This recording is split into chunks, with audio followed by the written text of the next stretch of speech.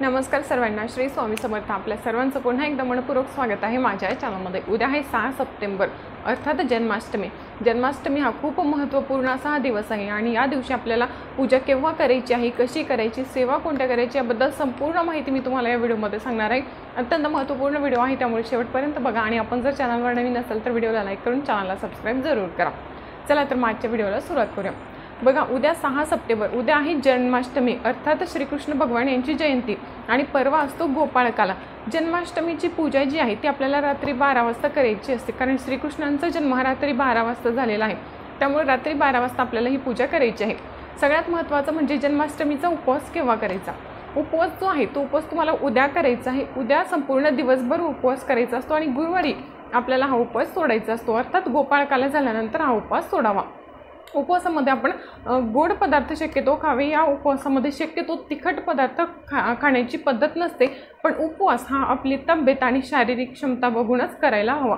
ज्यांना शक्य आहे त्यांनी उद्याचा उपवास करावा, ज्यांना शक्य नाही त्यांनी उद्याचा उपवास नाही केला तरीसुद्धा चालू शकतं. बघा, ज्यांना संतती नाही आहे तर अशा व्यक्तींनी तर उद्याचा उपवास आवर्जून करावा आणि ज्यांना आहे त्यांनीसुद्धा आपल्या मुलाबाळांच्या आरोग्यासाठी, त्यांच्या उज्ज्वल भवितव्यासाठी उद्याचा उपवास हा जरूर करावा. बघा, उपवास झाल्याच्या नंतर उद्याची जी पूजा असते ती आपल्याला रात्री 12 वाजता करायची असते. म्हणजे बुधवारी रात्री 12 वाजता आपल्याला पूजेची मांडणी करायची असते आणि 12:39ला पाळणा आपल्याला हलवायचा असतो. जनरली याबद्दल खूप कन्फ्युजन असतं की पूजा केव्हा करायची आणि पाळणा केव्हा हलवायचा. बघा, 12 वाजले म्हणजे गुरुवारची सुरुवात होते. अर्थात रात्रीचे जेव्हा 12 वाजतात त्या दिवशी दुसऱ्या दिवसाची सुरुवात होते असं मानलं जातं. 12 वाजेपर्यंत आपल्याला पूजेची मांडणी करून नंतर काही सेवा आपल्याला शक्य असल्यास आपण नक्की कराव्या. अगदी साधी सोपी आणि घरच्या घरी आपल्याकडे जेवढं सामान अवेलेबल आहे त्यामध्ये जन्माष्टमीची पूजा कशी करायची. तर बघा, जन्माष्टमीच्या पूजेमध्ये सर्वात महत्त्वाचं म्हणजे आपल्याला या दिवशी एक झुल्याची गरज पडते. झुला अर्थात काय, पाळणा ज्याला आपण म्हणतो. श्रीकृष्णासाठी आपल्याला या दिवशी पाळणा लागत असतो. तुमच्याकडे रेडीमेड पाळणा असेल तर तुम्ही तो घेऊ शकता, किंवा आपलं जर जे देवघर आहे तर देवघराला देखील तुम्ही दोरी बांधून व्यवस्थित तुमच्या आयडिया आणि त्या ठिकाणी पाळणा आपण तयार केला तरीसुद्धा चालू शकतो. जन्माष्टमीची पूजा मांडत असताना बघा, आपल्याला देवघराच्या बाजूला एक पाट ठेवायचं आहे. पाटावर लाल किंवा कुठलंही खोरं वस्त्र जे आहे काळ्या रंगाचं सोडून तर ते वस्त्र आपल्याला पाटावर अंतरायचं आहे. नंतर त्या ठिकाणी आपल्याला गणपती बाप्पांची स्थापना सगळ्यात आधी करायची असते. गणपती बाप्पांना दुधाने आणि पाण्याने अभिषेक करायचा. ओम गंग गणपतये नमः असं म्हणून आपल्याला 11 वेळेस पाण्याने, दुधाने अशा प्रकारचे अभिषेक करून त्यानंतर गणपती बाप्पांच्या मूर्तीची स्थापना आपल्याला त्या ठिकाणी करायची असते. कारण कुठल्याही देवी देवतांची पूजा जी असते ती पूजा गणपती बाप्पांची पूजेशिवाय स्वीकारली जात नाही. त्यामुळे सर्वात अगोदर गणपती बाप्पांची पूजा आपल्याला या ठिकाणी करायची असते.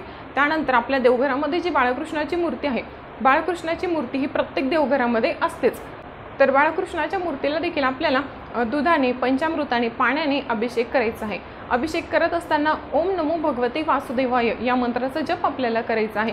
अगोदर पाण्याने अभिषेक करायचा, नंतर दुधाने करायचं, नंतर पंचामृताने करायचं आहे आणि नंतर पाण्याने मूर्ती स्वच्छ धुवून पुसून व्यवस्थित आपल्याला त्या पाण्यामध्ये मूर्ती आपल्याला स्थापन करायची असते. बाळकृष्णासाठी तुम्ही जर नवीन वस्त्र आणले असतील किंवा मोरपीस असतील तर ते तुम्ही बाळकृष्णाला त्या ठिकाणी अर्पण करू शकता.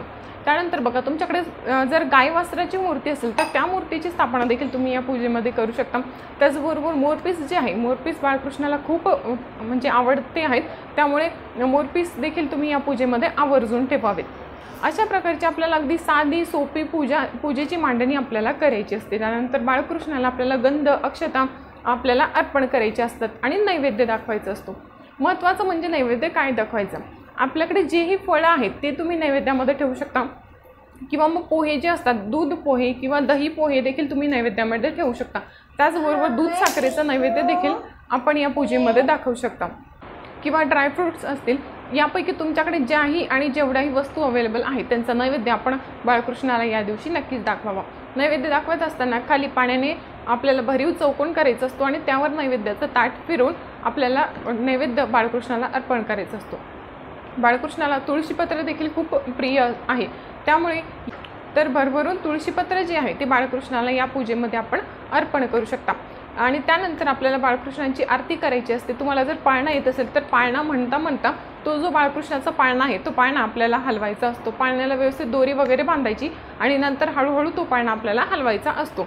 रेडीमेड पाळणा जर तुमच्याकडे नसेल तर मी अगोदर सांगितल्याप्रमाणे आपलं जे देवघर आहे त्यावर तुम्ही पाळणा तयार करू शकता, तो तुमच्या आयडियाने करू शकता. ही झाली अगदी साधी आणि सोपी पूजा. यामध्ये तुम्ही डेकोरेशन ॲड करू शकता, मागे फुलांचं डेकोरेशन करू शकता किंवा लाईटिंग लावू शकता. तुमच्या आयडियाने तुम्हाला जशी शक्य आहे किंवा जसं तुम्हाला आवडतं त्या पद्धतीने तुम्ही या पूजेमध्ये डेकोरेशनही करू शकता. गोपाळकाला जो असतो, गोपाळकाला हा दुसऱ्या दिवशी असतो आणि ही जी जन्माष्टमीची पूजा आहे ती त्या रात्री तशीच ठेवायची असते आणि दुसऱ्या दिवशी सुद्धा ही पूजा आपल्याला तशीच ठेवायची असते. पूजा आपल्याला काढायची नसते गोपाळकाला होईपर्यंत. त्यानंतर बघा, सर्वात महत्त्वाचं म्हणजे या दिवशी सेवा काय करायची आहे. सेवेमध्ये आपण ओम नमो भगवते वासुदेवाय या मंत्राचा शक्य तेवढा जास्तीत जास्त जप आपण या दिवशी करायला पाहिजे. त्याचबरोबर श्री विष्णू सहस्त्रनाम स्तोत्र आहे, तर ह्या स्तोत्राचं पठण आपण या 2 दिवसामध्ये आवर्जून करायला पाहिजे. त्याचबरोबर व्यंकटेश स्तोत्र आहे, व्यंकटेश स्तोत्र देखील आपण या दिवसांमध्ये जरूर वाचावं. कारण बघा, आपण इतर दिवशी ज्या सेवा करतो त्या सेवेचं फळ आणि अशा काही विशेष दिवशी आपण ज्या सेवा करतो त्या सेवेचं फळ आपल्याला कित्येक पटीने जास्त मिळत असतं. त्यामुळे अशा काही विशेष दिवशी अशा जर आपण सेवा केल्या तर त्याचं फळ आपल्याला कित्येक पटीनेही मिळत असतं. त्यानंतर गीतेचा 15वा अध्याय त्याचं पठण देखील आपण या दिवशी जरूर करावं. गीतेची 18 नावे आहेत ती सुद्धा आपण या दिवशी जरूर पठण करावी. ज्यांना संतान प्राप्तीमध्ये काही प्रॉब्लेम्स आहे किंवा ज्यांना संतान प्राप्ती होत नाही त्यांनी या दिवशी एक महत्त्वपूर्ण उपाय आहे, एक जी सेवा आहे ती जर आपण या दिवशीपासून सुरू केली तर त्यांचा खूप चांगला फायदा आपल्याला नक्कीच मिळेल. ती जी सेवा आहे ती या ग्रंथामधील आहे बघा, मनोवांछित संतती. दिंडोरी प्रणित हा ग्रंथ आहे, यामध्ये दिलेली ही एक सेवा आहे ती मी तुम्हाला आता वाचूनच दाखवते. श्री बाळकृष्णाचा रांगता अथवा हातात लोण्याचा गोळा असलेला फोटो समोर ठेवावा. म्हणजे ही सेवा जी आहे ती आपल्याला जन्माष्टमीच्या दिवसापासून आपल्याला ही सेवा सुरू करायची आहे. खूप महत्त्वपूर्ण आहे, तुम्ही नक्की करून बघा. बाळकृष्णाचा जो रांगता फोटो असतो, हातात लोण्याचा गोळा घेतलेला, तो फोटो आपल्याला समोर ठेवायचा आहे आणि त्या फोटोसमोर बसून आपल्याला मनोभावे मी जो मंत्र सांगते आहे त्या मंत्राचा जप आपल्याला करायचा आहे. जन्माष्टमी किंवा कोणत्याही शुभ दिवसापासून आपल्याला या जे सेवा आहे त्याची सुरुवात आपल्याला करायची असते. रोज तुम्ही 1 माळा जप करू शकता किंवा 3 माळा जप करू शकता. तर या मंत्राचा 1.25 लाख जप पूर्ण झाल्यानंतर आपल्याला याचे अनुभव यायला सुरुवात होत असतात. तर बघा, मंत्र कोणता आहे. ओम क्लीम देवकी सूत गोविंद वासुदेव जगतपते देहि मे तनयम कृष्ण त्वामहम शरणम गत. हा तो मंत्र आहे. या मंत्राचा आपल्याला 1.25 लाख जप संख्या ही पूर्ण करायची आहे. पण सुरुवात जी आहे, सुरुवात ती आपल्याला जन्माष्टमीच्या दिवशीपासून म्हणजे उद्याच्या दिवशीपासून या सेवेला आपल्याला सुरुवात करायची आहे. सर्वात प्रभावशाली अशी ही सेवा आहे जी मी आपले जे ग्रंथ आहे मनोवांछित संतती त्या ग्रंथामधूनच सांगितलेली मी तुम्हाला ही सेवा आहे. मी मंत्र परत एकदा सांगते.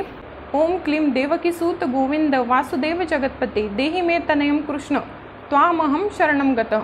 तर हा तो मंत्र आहे. या मंत्राचा आपल्याला 1.25 लाख जप जो आहे तो आपल्याला कंप्लीट करायचा आहे, पण सुरुवात उद्यापासूनच करायची असते. त्यानंतर बघा, गोपाळकाला जो होतो, गोपाळकालाच्या दिवशी जी दहीहंडी असते, दहीहंडी म्हणजे आजकाल इव्हेंटच झालेला आहे. तुम्ही जर दहीहंडीला गेले आणि तुमच्या नशिबाने जर तुम्हाला दहीहंडीचा एखादा तुकडा मिळाला तर तो तुकडा घरी आणून दहीहंडी म्हणजे जी हंडी असते ती फोडलेला जो तुकडा असतो तो तुकडा जर तुम्हाला सापडला किंवा तुम्हाला मिळाला तर तो तुकडा घरी आणून लाल वस्त्रामध्ये बांधून ज्या ठिकाणी आपल्या घरामध्ये आपण धान्य ठेवतो, तांदूळ असेल, गहू असेल, तर त्या ठिकाणी जर तो तुकडा आपण ठेवला तर धान्याला बरकत येते असेही म्हणतात. जन्माष्टमीच्या दिवशीचे अजून एक सर्वात महत्त्वपूर्ण उपाय ज्याला आपण म्हणू, उपाय असा आहे की या दिवशी आपण जर एक लाकडी बासरी खरेदी केली, जन्माष्टमीच्या दिवशी ही बासरी आपल्याला खरेदी करून आपल्या घरामध्ये आणायची असते आणि ही बासरी जी आहे जन्माष्टमीच्या दिवशी आणि गोपाळकाल्याच्या दिवशी दोनही दिवस आपण ज्या ठिकाणी पूजा करतो किंवा श्रीकृष्णाची मूर्ती जी आहे तर त्या मूर्तीजवळ आपण ही बासरी ठेवायची आहे. त्यानंतर ही बासरी जी आहे ती गोपाळकाला झाल्याच्या नंतर आपल्या घराचा जो नैऋत्य कोपरा आहे तर त्या नैऋत्य कोपऱ्यामध्ये जर आपण ही बासरी ठेवली तर त्याचेही खूप चांगले परिणाम आपल्याला नक्कीच दिसून येतात. घरामध्ये कलह असेल, भांडणं असेल, निगेटिव्हिटी असेल तर अशा वेळेस आपल्या संपूर्ण परिवाराचा फोटो जो आहे नैऋत्य दिशेमध्ये पश्चिमेच्या भिंतीला लावून त्या फोटोच्या मागे एक मोरपीस लावावा. ते तुम्ही सेलो टेपने चिटकवू शकता आणि त्या फोटोच्या वरती किंवा फोटोच्या जवळच ही जी बासरी आहे तर ती बासरी आपल्याला ठेवायची असते. त्याचेही खूप चांगले अनुभव तुम्हाला नक्कीच येतील. बघा, ही बासरी ठेवत असताना ती उत्तर दिशेला झुकलेली अशा प्रकारे आपल्याला ठेवायची असते.